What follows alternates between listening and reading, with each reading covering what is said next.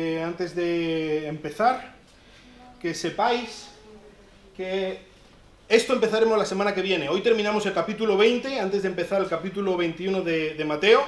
Vamos a hacer un cambio de tercio y vamos a ver juntos el libro de Daniel. ¿Cuántos aquí habéis leído el libro de Daniel? Vale, ¿cuántos aquí habéis entendido el libro de Daniel? Algunas cosas, sobre todo el final, así que empieza con unas cosas un poco extrañas, ¿verdad?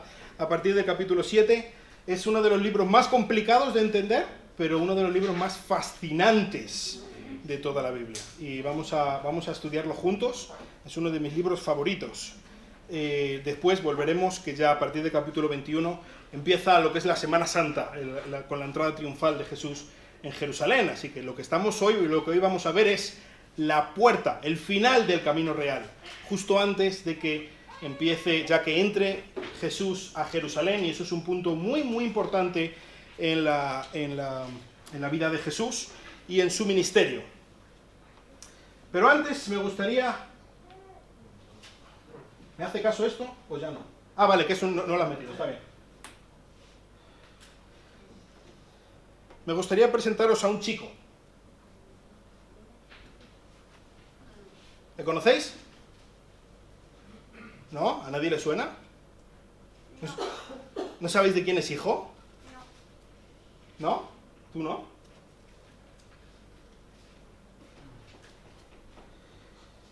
No lo sabemos.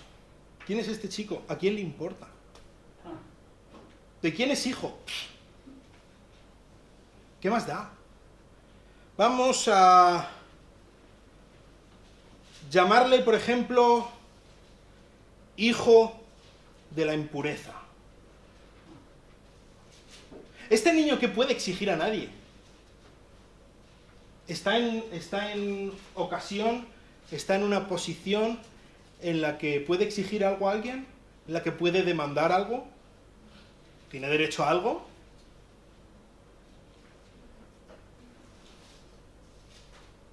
Vamos a abrir nuestras Biblias en Mateo capítulo 20, a partir del versículo 17, y vamos a leer hoy hasta el final del capítulo, en el versículo 34. Mateo 20, a partir del versículo 17. Dice así: cuando Jesús iba subiendo a Jerusalén, tomó aparte a los 12 discípulos, y por el camino les dijo: he aquí subimos a Jerusalén, y el Hijo del Hombre será entregado a los principales sacerdotes y escribas, y le condenarán a muerte, y le entregarán a los gentiles para burlarse de él, azotarle y crucificarle, y al tercer día resucitará. Entonces se le acercó la madre de los hijos de Zebedeo con sus hijos, postrándose ante él y pidiéndole algo, y él le dijo: ¿qué deseas? Ella le dijo: ordena que en tu reino estos dos hijos míos se sienten, uno a tu derecha y otro a tu izquierda. Pero respondiendo Jesús dijo: no sabéis lo que pedís. ¿Podéis beber de la copa que yo voy a beber? Ellos le dijeron: podemos. Él les dijo: mi copa ciertamente beberéis, pero sentarse a mi derecha y a mi izquierda no es mío el concederlo, sino que es para quienes ha sido preparado por mi Padre. Al oír esto, los 10 se indignaron contra los dos hermanos. Pero Jesús, llamándolos así, dijo: ¿sabéis que los gobernantes de los gentiles se enseñorean sobre ellos y que los grandes ejercen autoridad sobre ellos? No ha de ser así entre vosotros, sino que el que quiera entre vosotros llegar a ser grande será vuestro servidor, y el que quiera entre vosotros ser el primero será vuestro siervo. Así como el Hijo del Hombre no vino para ser servido, sino para servir y para dar su vida en rescate por muchos.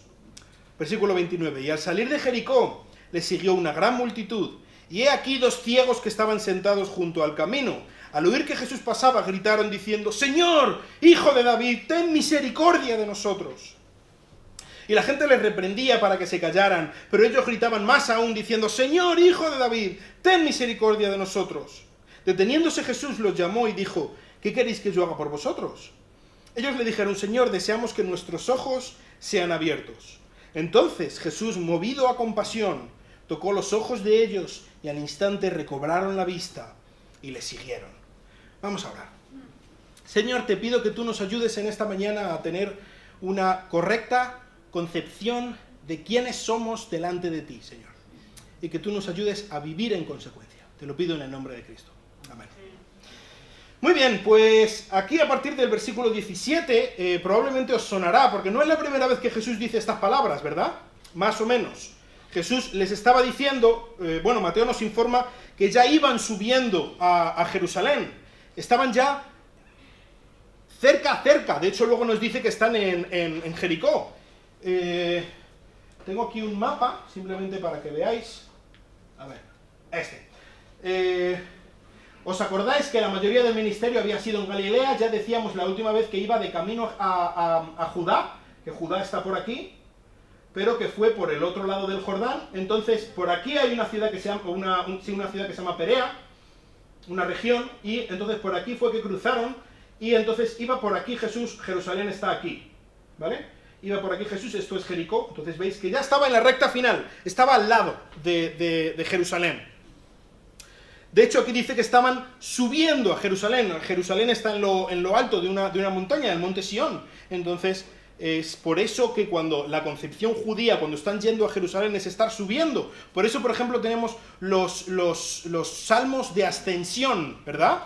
Que simplemente la idea es que lo cantan los peregrinos según iban a las fiestas a Jerusalén, y lo cantan en la pendiente que hay en la subida hacia Jerusalén. Entonces, ya está a las puertas. Así que lo que les dice Jesús ahora, esta es la tercera vez que Jesús les anuncia que va a morir, que va a ser entregado en manos de los sacerdotes y le van a matar, y esta vez cobra especial importancia porque lo que Jesús está diciendo es en Jerusalén. Es que mira, lo veis allí al fondo, ¿verdad? Es que va a ser allí, es que ya estamos a las puertas, es que esto ya se está acabando, señores. Estamos ya a punto de que me entreguen y me asesinen. Que lo sepáis, así de claro va a suceder. Y así que es especialmente importante en esta ocasión, y supongo que muy profundo para Jesús. Cada paso que estaba dando un paso más cerca, pero desde el principio de su vida era más cerca, pero ahora cuando está a punto de tocarlo con sus dedos, era especialmente duro saber a lo que se estaba enfrentando, a lo que se iba a enfrentar, y esto culminará, por ejemplo, en el momento en el que Jesús está orando a su Padre en Getsemaní, pocos días más tarde de este momento. Así que les dice una tercera vez que están a punto de entrar en este momento en el que Él va a ser entregado, pero les da más datos que otras veces. Otras veces simplemente les ha dicho que va a ser asesinado y que va a resucitar. Ahora les da más datos. Por ejemplo, cuando dice aquí que los sacerdotes le van a condenar a muerte, pero le van a entregar a los gentiles para que le maten. Esto es algo que no lo había dicho antes. Los judíos en este tiempo no eran una nación soberana. Ellos eran parte del Imperio Romano, una provincia del Imperio Romano. No tenían derecho, ellos, por la legislación judía, bajo el gobierno romano, no tenían derecho a condenar a muerte a nadie. Por eso tenían que dárselo a los romanos. Ellos le condenaron a muerte, pero para que esa condena fuera efectiva la tenía que ratificar el gobernador romano, en este caso Poncio Pilato, como sucedería, de hecho, pocos días más adelante. Y también habla de que le van a crucificar. Y esto es especialmente duro, porque encontramos, por ejemplo, en la ley de Dios, en Deuteronomio, dice, maldito todo aquel que es colgado de un madero. Jesús va a ser hecho maldito por la ley, para Dios. Va a ser hecho maldito. Y desde luego que esto, yo me imagino en la mente de los discípulos, como tantas otras veces ha ocurrido, ellos no sabían muy bien cómo encajarlo. ¿Os acordáis que acabamos de hablar de que Jesús estaba hablando justo en el pasaje anterior, en este mismo capítulo? Jesús estaba hablando de cómo iba a ser su reino, de que Él iba a repartir como Él creía oportuno, y que se iban a sentar los discípulos en 12 tronos para juzgar a las 12 tribus de Israel. ¿Os acordáis? Él era el rey victorioso, Él era el hijo de David, Él era el Mesías prometido, y resulta que iba a ser entregado y asesinado, iba a ser hecho maldito. ¿Cómo puede ser? ¿Cómo puede ser esta disyuntiva, estas dos aparentemente este conflicto de identidades de Jesús? ¿Cómo puede ser a la vez el siervo sufriente de Dios, que vemos en Isaías, como está diciendo ahora, y el hijo de David victorioso, el rey de reyes, como acaba de estar diciendo Jesús? ¿Cómo se puede hacer casar estas dos cosas? Y al tercer día resucitaría. Esa es la clave, pero ellos no lo están entendiendo. Ellos no lo están entendiendo. Fijaos si no lo están entendiendo, que como en otras ocasiones, a lo que van ellos, no sé muy bien por dónde iba la mente de los discípulos, la verdad, pero cada vez que Jesús decía que él iba a ser crucificado, ellos se ponían a discutir sobre quién de ellos iba a tener más importancia. ¿Y quién de ellos iba a tener más honor? ¿Y quién de ellos iba a ser el más poderoso? Pero a ver muchachos, os estoy diciendo que me van a matar. Pues nada, ellos estaban con su lucha de poder. Pero esta vez, en esta ocasión, los dos hijos de Zebedeo, que dice aquí, que son Jacobo y Juan el Evangelista, le hacen una petición a Jesús, pero usan una artimaña. Ante esta revelación que Jesús les hace de que él va a ser asesinado, va a ser crucificado, va a ser hecho maldito, ellos le hacen una petición por medio de su madre. Aquí dice que es su madre. Su madre es la que se lo dice, aunque estaban los hijos a su lado. Pero realmente eran ellos los que hacen esta petición. ¿Cómo sabemos que eran ellos? Jesús lo pilló perfectamente. La madre le pregunta, ordena que en tu reino estos dos hijos míos se sienten uno a tu derecha y otro a tu izquierda. Lo normal sería que Jesús respondiera a la madre, que es la que le ha hecho la petición, ¿verdad? Jesús no responde a la madre. Jesús le responde a ellos. ¿Por qué? Fijaos a quién está hablando Jesús en el versículo 22. ¿No sabéis lo que pedís? ¿Está hablando a la madre? ¿O la madre tiene un conflicto de personalidades y son varias personas a la vez? ¿O está hablando en plural? Le está hablando a los hijos. No le está hablando a la madre. Los hijos están utilizando esta artimaña de pedírselo por medio de su madre para intentar ganar puntos.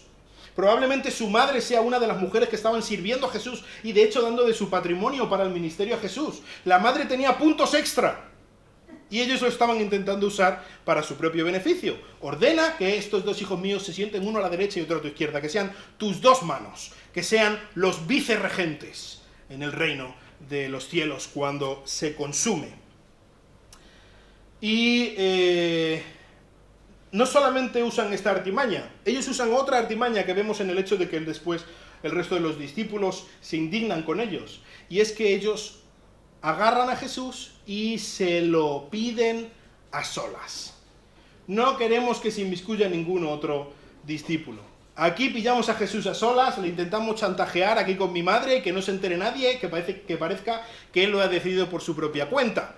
Y los otros discípulos no saben nada de lo que está pasando aquí, están así un poco actuando por debajo de la mesa, para que nadie se entere de lo que está pasando. Ordena que mis dos hijos sean tus dos segundos, tus lugartenientes.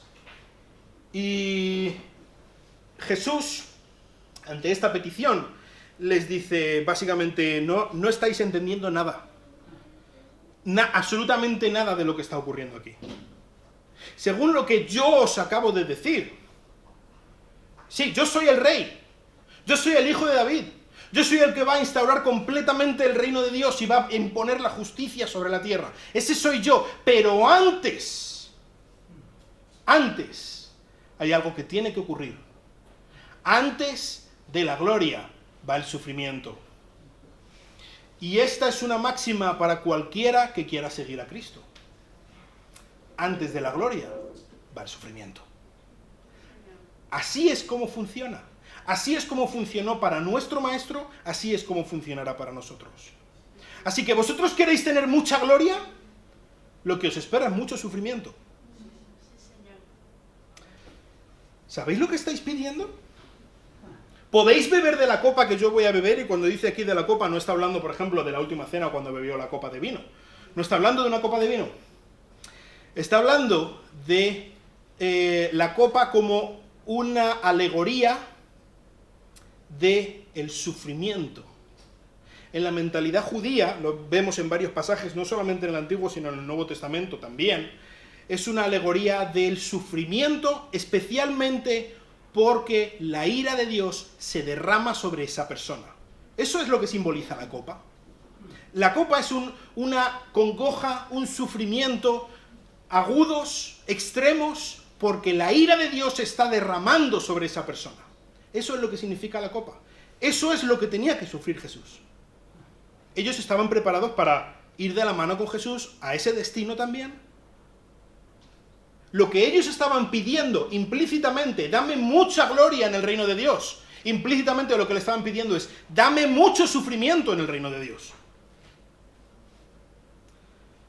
Y ellos, no sé si por la insensatez propia de su carácter, como hijos del trueno, su impetuosidad, pero ellos dicen, podemos, sí, vamos allá. Y ellos querían el honor, la gloria, el poder a cualquier precio. Y Jesús aquí no solamente les da la razón, sino que además les da una profecía. Jesús le dice, mi copa ciertamente beberéis. Sí, lo vais a hacer. Vosotros lo habéis dicho, vosotros os la vais a beber hasta el final. Y por ejemplo, tenemos a Jacobo, el hermano mayor, en Hechos 12, versículos 1 y 2. Él es el primero de los discípulos en ser asesinado, en ser martirizado por Herodes Agripa. El primero de todos es este que dijo, podemos, ¿puedes? Toma.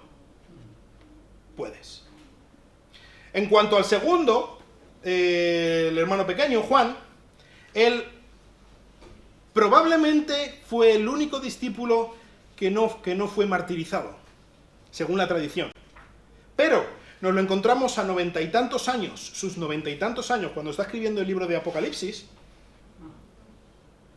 siendo, imaginaos un hombre en aquellos tiempos de 90 y tantos años, en una isla, una prisión, que era una isla, a trabajos forzados, picando en la mina, después probablemente de haber sufrido mucho a manos de los líderes romanos.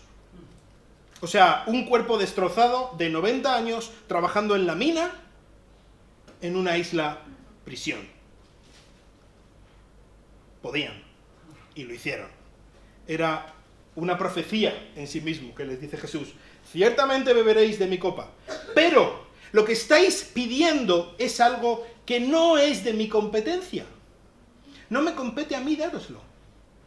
Y esto a mí, según lo estaba estudiando, me ha parecido bastante interesante, simplemente como un pensamiento, un inciso, porque Jesús estaba justo diciendo en el pasaje anterior, en este mismo capítulo, y al final del capítulo anterior, que Él es el que decide los premios de sus seguidores. Es Él el que da las dádivas, es Él el que premia a los buenos siervos. Pero, por alguna razón que nosotros no entendemos, hay algunas posiciones, hay algunos puestos de privilegio y algunos honores especiales que es competencia específica del Padre darlos. Es el Padre en su única autoridad el que da ciertos honores específicos, que es una cosa que yo nunca había pensado, pero es así. Incluso en la entrega de dones, de premios, vemos esta jerarquía, que el Padre... el Hijo está supeditado al Padre y está por debajo del Padre en cuanto a autoridad, se somete a su Padre, aunque no es menos que el Padre en cuanto a su divinidad, ¿vale? Entonces, esto no era competencia de Jesús, así que Jesús le dice, a mí no me preguntéis, eso, si queréis hablarlo con mi Padre, esto ha sido preparado por mi Padre, ya está preparado, así que esto no me vais a conseguir comprar de ninguna manera con esto. Pero ¿qué pasa? Que en medio de esta conversación, por alguna razón, no sabemos quién se fue de la lengua, no sabemos quién se acercó demasiado a escuchar y tal, se enteran los otros 10. ¡Madre mía! Dice que se indignaron contra los dos hermanos. Estos dos hermanitos, estos dos listillos, están aquí por la espalda, utilizando como cebo a su madre, intentando ganar poder en la política. ¿Os acordáis que decíamos que todos íbamos a ser políticos? Esto lo habían pillado, pero mal. Intentando, con planes oscuros, secretos por la espalda, en cuartos secretos, sin que nadie se entere, intentar chantajear y hacer chanchullos, sobres por debajo de la mesa. Ni siquiera había empezado el reino de Dios. y ya estaban aquí luchando por sus cotas de poder, cada uno. Y estos dos les estaban intentando robar poder a los demás para ellos ser los dos hermanos más poderosos. Ser los dos que aquí están manejando el cotarro. Ni siquiera había empezado el reino de Dios y ya estaba empezando la lucha de poder por el reino de Dios. Entre los que se suponía que eran amigos, eran los discípulos de Cristo, eran los emisarios, ¿os acordáis? Los emisarios del rey. Pues ya estaban luchando entre ellos por ver quién de ellos iba a ser el más poderoso, iba a poder desbancar a los demás y ganar más autoridad para sí mismo. Pero Jesús aprovechó esta ocasión para enseñarles algo muy importante.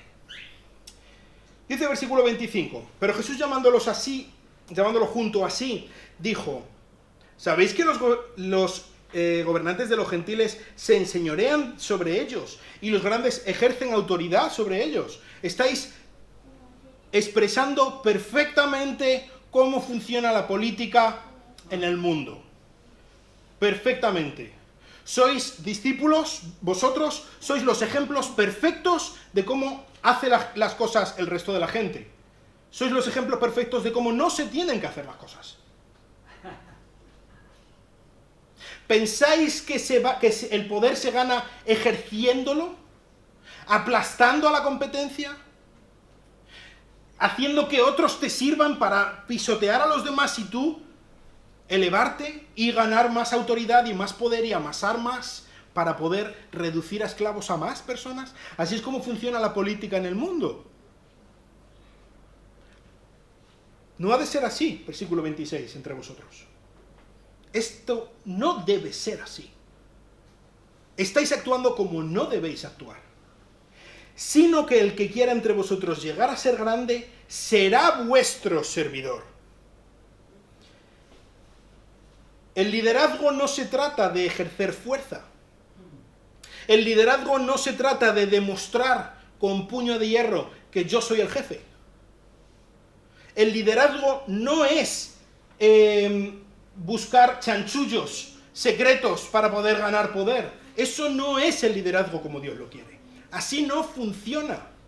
Así no debe funcionar en la política, en el mundo, en España. Así no debería funcionar. Pero así no debe funcionar entre nosotros. Así no debe funcionar en la iglesia. Así no debe funcionar en las relaciones que tenemos con nuestras familias. Así no debe funcionar. Nosotros no tenemos que seguir ese patrón.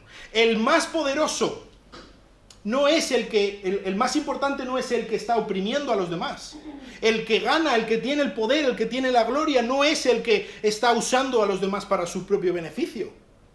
El poder, en paradoja, el poder en el reino de Dios se obtiene y se demuestra sirviendo. ¿Veis cómo el paradigma es absolutamente diferente? Según el mundo, el poder se ejerce de arriba a abajo. Según Cristo, el poder se ejerce de abajo a arriba. El que quiera ser el primero, que sirva a los demás, que se haga el último, que piense en las necesidades de otros e intente satisfacerlas, que renuncie a sus propios derechos. No es que yo tenga que escalar por encima de otros para llegar al poder, es que yo tengo que servir a otros. ¿Por qué? ¿Os acordáis lo que decía Jesús en el sermón del monte? Dios, que ve en lo secreto. Él es el que ve en lo secreto. Él recompensará en público. Es Él el que lo hace. No es un liderazgo humano, es un liderazgo divino. Y por eso nosotros no tenemos que imponer. Lo que debe hacer un creyente es servir a otros. Buscar las cosas que necesitan otros y dárselas. Y hacer que puedan estar más cerca de Cristo los demás, sin buscar la gloria propia. Porque de esa manera es Dios el que da. Y no somos nosotros los que robamos lo que no nos pertenece. ¿Entendéis? Este es el paradigma que está ofreciendo Cristo. El que quiera entre vosotros ser el primero, será vuestro siervo. Pero Jesús no está simplemente dando un discurso muy bonito, está diciendo cosas preciosas como un rabino normal. Fijaos que Él se pone a Él mismo como el ejemplo perfecto. Así como el Hijo del Hombre, Cristo mismo, no vino para servir, no vino para ser servido, perdón, sino para servir y para dar su vida en rescate por muchos. Él es el Hijo del Hombre. Lo veremos en Daniel, precisamente, de ahí es de donde sale esta expresión del Hijo del Hombre. Pero el Hijo del Hombre en sí es una expresión del Mesías, es algo que está aludiendo al Mesías, pero desde una concepción con un prisma muy interesante, porque le da atribuciones divinas al Mesías. Este Hijo del Hombre no es sencillamente el Mesías, el hijo de David, que es el rey. El Hijo del Hombre es el Mesías, pero que es Dios. Entonces, fijaos, el Hijo del Hombre no ha venido para ser servido. Si Dios mismo, si el Creador de los cielos y la tierra, no ha venido aquí a la tierra para ser servido, Él que es el único que merecía ser servido, Él que es el único que tiene derecho, si hay alguien que tiene derecho a exigir servicio, es Él. No soy yo, no es el presidente del gobierno, no es el rey de España, es Cristo. Él es el que tiene derecho a exigir que todo el mundo le sirva. Pero Él no ha hecho eso. Él no ha venido a ser servido. Él ha renunciado a su derecho a ser servido. No ha venido a imponer su puño de hierro, caiga quien caiga. Él, siendo en forma de Dios, no estimó el ser igual a Dios como cosa que aferrarse, sino que se despojó a sí mismo tomando forma de siervo. Y estando en forma de siervo, se humilló a sí mismo, haciéndose obediente hasta la muerte y muerte de cruz. Eso es lo que está aquí diciendo Cristo. Él es Dios, el Dios absoluto, el Dios eterno, el Dios de dioses. Él es el gran Dios y ha venido y se ha humillado para servir. Y no un servicio cualquiera, ¿eh? Habría sido suficiente humillación haber venido como rey al mundo, ¿eh? Para Cristo. Pero Él no hizo eso. Él se humilló hasta lo sumo para dar su vida en rescate por muchos. Él se humilló hasta la muerte, y no cualquier muerte, no una muerte por sedación o la silla eléctrica, no, la peor muerte que haya podido ser concebida, una muerte que solo estaba destinada para esclavos rebeldes o para traidores al Estado, la peor de las muertes, la muerte de cruz. Esta palabra en rescate por muchos es muy interesante. Esta palabra en el griego es lutrón, y esta palabra es la que se usa para hablar de el rescate, el pago para liberar a un esclavo. Esto es desde luego lo que estaba en la mente de los que lo escucharon por primera vez. Jesús está diciendo: yo he venido para dar mi vida, para morir como rescate en lugar de muchos esclavos. Porque es un rescate para liberar, para sacar de la esclavitud. Y esto desde luego que tenía un impacto muy fuerte en la mente de aquellos israelitas. ¿Os acordáis de dónde viene la nación de Israel? ¿De dónde fue rescatada? ¿De la esclavitud? Fue rescatada de la esclavitud por un precio. De hecho, ellos justamente la semana siguiente iban a recordarlo en la Pascua, iban camino a Jerusalén a recordarlo, a recordar que ellos eran una nación rescatada de la esclavitud. Precisamente esto es lo que ellos estaban recordando. Y Jesús dio su vida en rescate, como ese cordero de la Pascua, en rescate por esclavos. Ahora, la pregunta es: ¿rescate a quién? Cuando ahora ya no hay esclavitud, gracias a Dios, pero si hubiera esclavitud, si yo voy a rescatar, a liberar a alguien que está esclavo, a pagar el precio para liberarle, para que ya no sea esclavo de esa persona, hay alguien a quien yo le pago para rescatarle, ¿verdad? Hay alguien de quien esa persona es propiedad antes. ¿De quién nos rescata Jesús? De Satanás. Del diablo, del enemigo. Satanás nos tenía esclavizados. De hecho, aunque no lo creas, aunque no te parezca, si tú no has confiado en Cristo como tu Salvador, Satanás te tiene esclavizado. Eres esclavo de lo que Satanás te diga. Muchas veces, la mayoría de las veces, por medio de tus propios apetitos, por medio de lo que tú quieres. Eres esclavo de tu propia perversión. Y no eres libre, eres esclavo. Salir de la iglesia, como muchas veces pasa con los jóvenes, el salir de la iglesia y el vivir mi vida, y hacer lo que quiera, y acostarme con quien quiera, y vivir, no tener que levantarme pronto los domingos por la mañana, para venir aquí. ¡Soy libre! No, lo siento. Eres esclavo de tus propios apetitos. Y es una esclavitud que te va a destruir. Pero Jesús nos dice que nos libera de la esclavitud por medio de su muerte, ¿verdad? Pero no nos dice que nos libera de la esclavitud para que dejemos de ser esclavos. La libertad que Jesús nos ofrece no es el poder hacer lo que nos dé la gana, ¿sabes?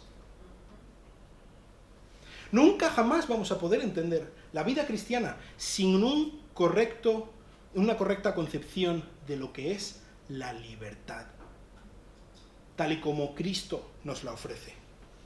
La libertad no es la ausencia de normas. La libertad no es la ausencia de amo. Eso no es la libertad. La libertad es poder ser capaz de tomar las mejores decisiones para tu mayor bien. Eso es la libertad. El panorama que está aquí pintando Jesús no es el que alguien que ha sido liberado, comprado de la esclavitud, para que sea libre en el sentido de que, venga, corre libre y haz lo que te dé la gana en la vida. No.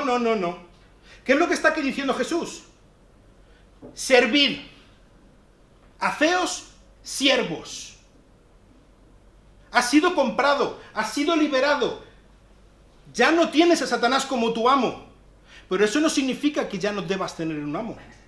Si tú has sido comprado por Cristo, ahora eres siervo de Cristo. Amén. Sí, Señor. No es libertad en el plan de libertinaje, hacer lo que no nos dé la gana. Es el paso de un amo a otro amo. Eso es la libertad cristiana. La libertad cristiana es estar bajo el dominio de aquel que quiere tu mayor bien. De aquel que quiere que seas y hagas aquello para lo que fuiste diseñado. Y simplemente para que entendamos un poco esta diferencia entre los dos señores que podemos tener en nuestra vida. Cuando no hemos creído en Cristo, este es nuestro amo, Satanás. Satanás es nuestro amo. Él es el que nos dirige y hace de nosotros lo que le da la gana, porque sabe perfectamente cómo hacerlo. En el momento que creemos en Cristo, Él nos compra para que dejemos de servir a Satanás y pasemos a servir a Cristo. Y hay un abismo entre estos dos amos. Satanás es un mal amo, Cristo es un buen amo. ¿Por qué? ¿Por qué digo esto? Porque Satanás te odia. Satanás quiere lo peor para ti. Y puede camuflarlo como cosas preciosas de 1000 flores y 1000 colores. Pero realmente te odia y quiere lo peor para ti. Te oprime y no deja que seas aquello para lo que fuiste diseñado. Te odia y solo quiere lo peor para ti. Intenta sacar lo peor de ti para aplastar cualquier cosa que Dios quiera en tu vida. Sin embargo, Cristo te libera. La servidumbre a Satanás es obligada hasta que Cristo no viene y te libera por la fuerza. Satanás no te va a soltar.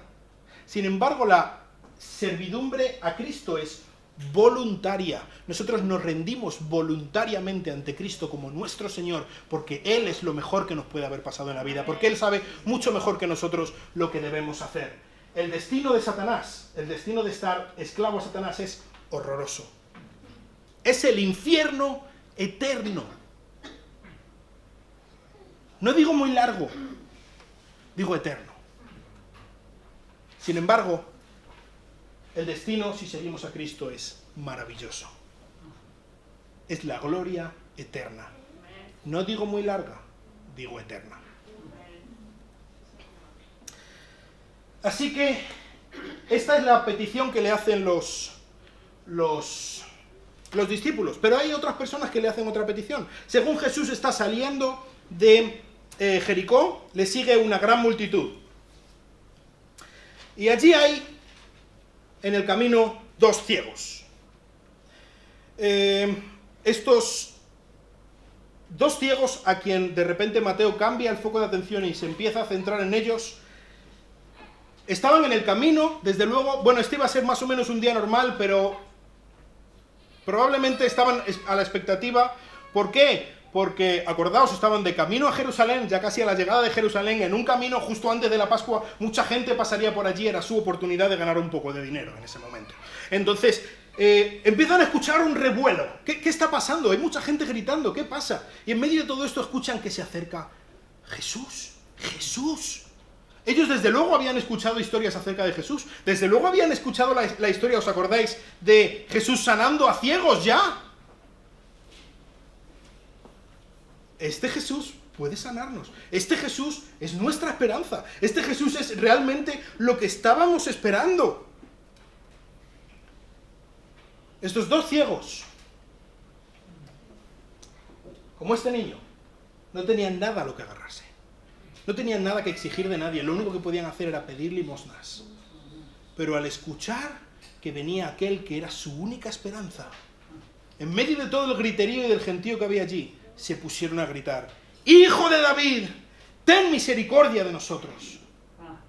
Fíjate cómo le llaman, Hijo de David.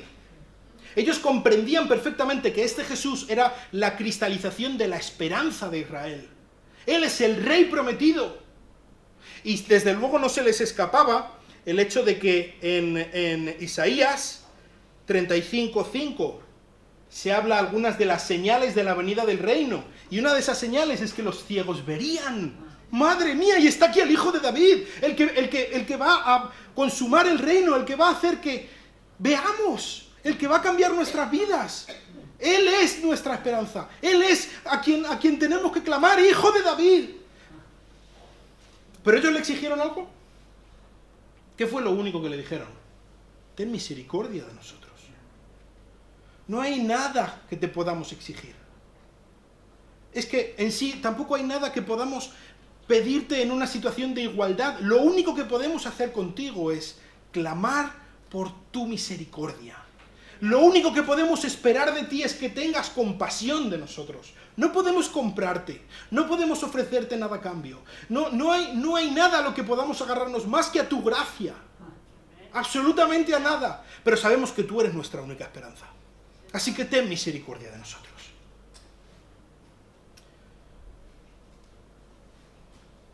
Probablemente esto suene, pero el resto de la gente le estaba diciendo a estos 2 ciegos que se callaran. Vamos a ver, aquí viene el Señor. Aquí viene el Mesías que va a Jerusalén y con multitudes detrás para que la gente le aclame como el Mesías. ¿Tú te crees que el Mesías tiene tiempo para 2? ¿Que no le importan a nadie? ¿Tú te crees que el Mesías tiene tiempo para 2 ciegos ahí al lado de un camino que, mira, si os morís es que no, casi que mejor, que nos da igual? Estáis molestando al Señor. ¿Os acordáis lo que le decían los discípulos a los niños?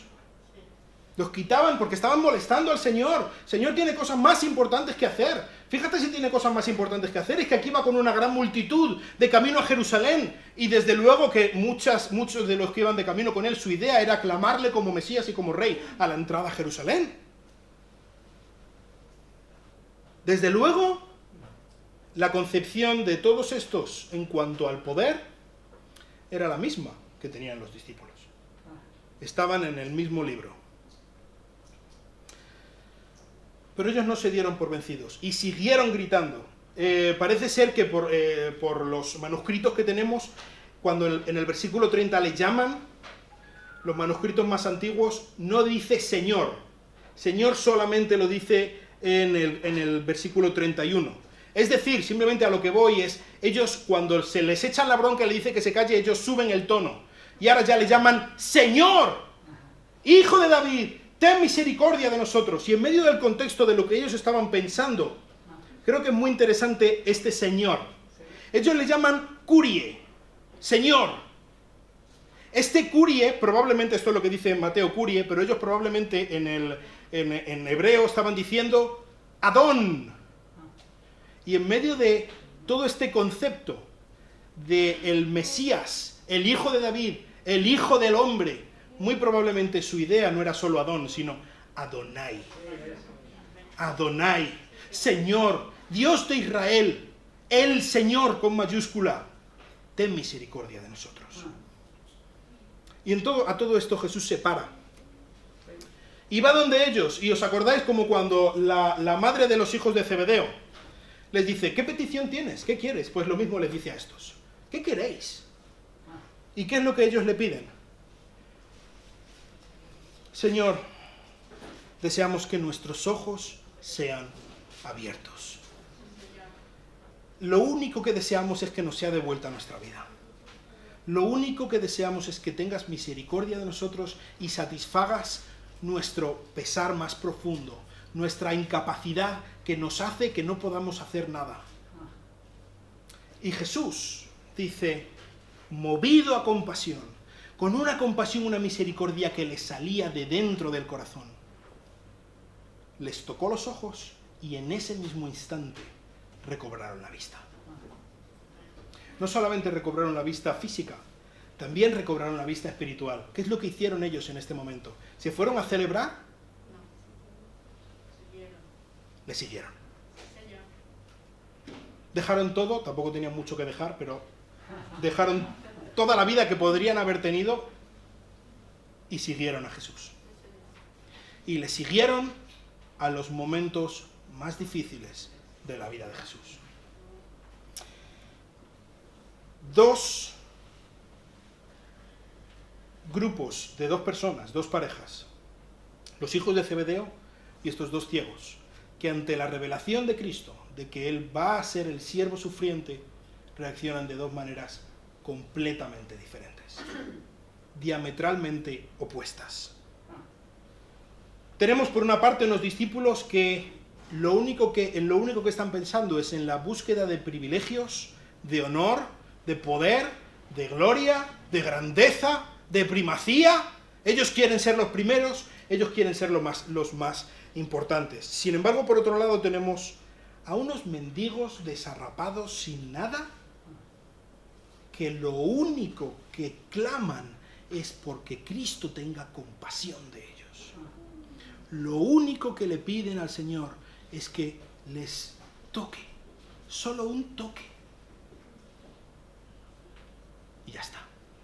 Es lo único que necesitamos de ti, que tengas misericordia de nosotros. Nosotros no te podemos ofrecer nada, no tenemos nada con lo que pagar. Lo único que clamamos es por tu misericordia. Y me gustaría que en esta mañana recapacitemos nosotros ante la realidad del Señor que tenemos, que ha venido y ha muerto por nosotros. ¿Cuál es nuestra actitud? ¿La de intentar codearnos con los demás para ver si se me puede ver más? ¿Para ver si puedo obtener más? ¿Para ver si puedo ser más importante? ¿Para ver si la gente puede pensar mejor de mí? ¿O acudir como un mendigo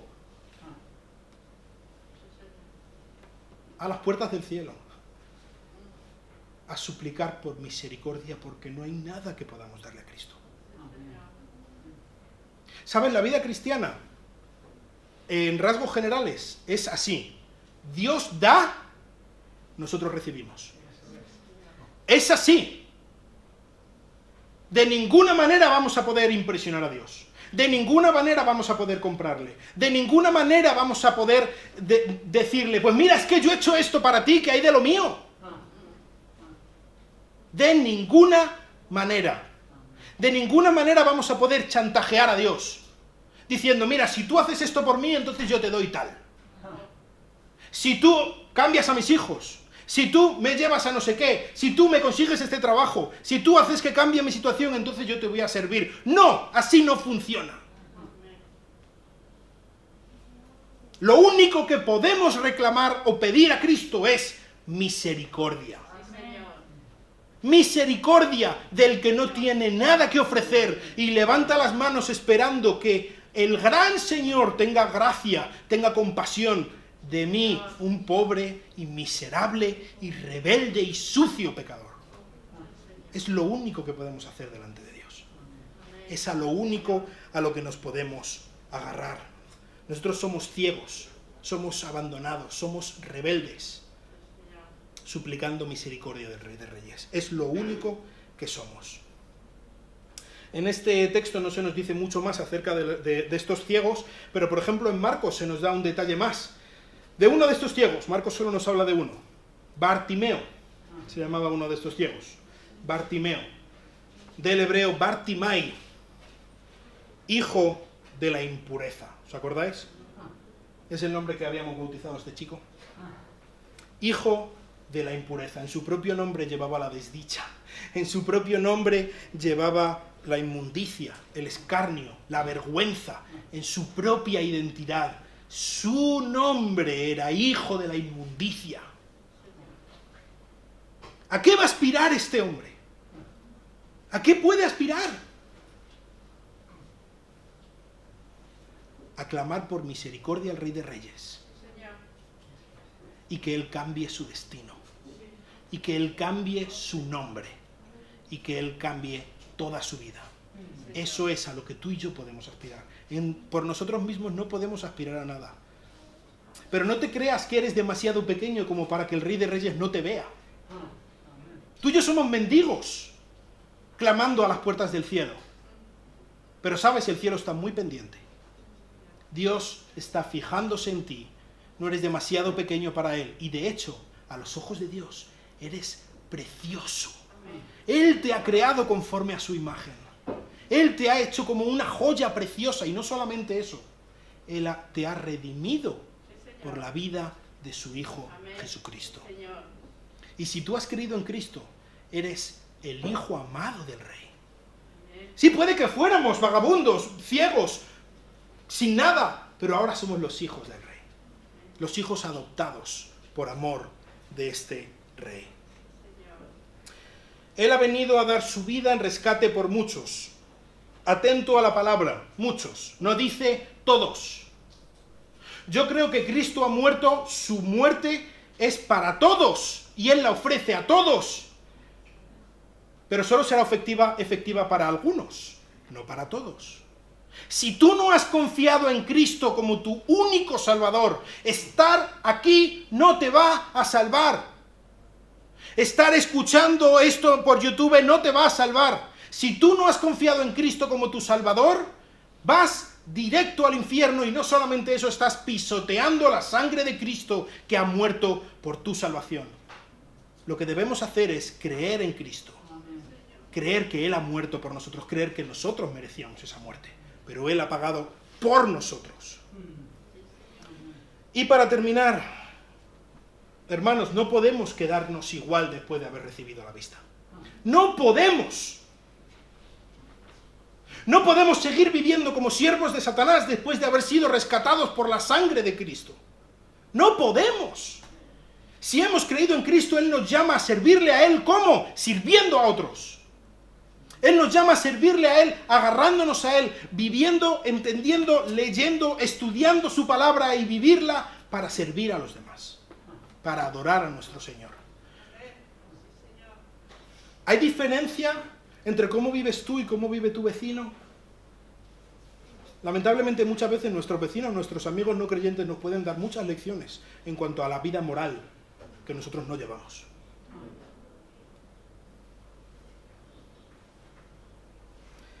Los ciegos no se quedaron en el camino, los ciegos fueron detrás de Cristo.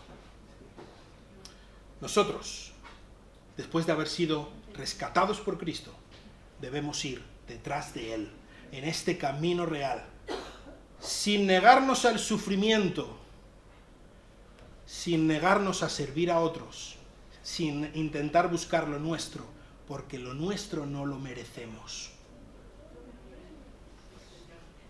Sirvamos a nuestro Señor. Hoy podemos escoger ser mendigos, sencillamente mendigos, a las puertas del cielo, clamando por la misericordia de nuestro Señor cada día en nuestras vidas. Hoy podemos escoger servir como un esclavo a los demás y hacerlo como la mejor cosa que nos ha pasado en la vida, porque para eso hemos sido rescatados, para tener un buen amo que quiere lo mejor para nosotros, que nos va a llevar a cumplir ese destino precioso que Él tiene para nosotros. Vamos a orar. Señor, te doy gracias, te doy la gloria por haber enviado a tu Hijo a morir por nosotros. Gracias por este buen ejemplo que tú nos has dado, Señor. Él es nuestro Salvador, pero Él también es nuestro ejemplo. Ayúdanos a vivir como Él, Señor.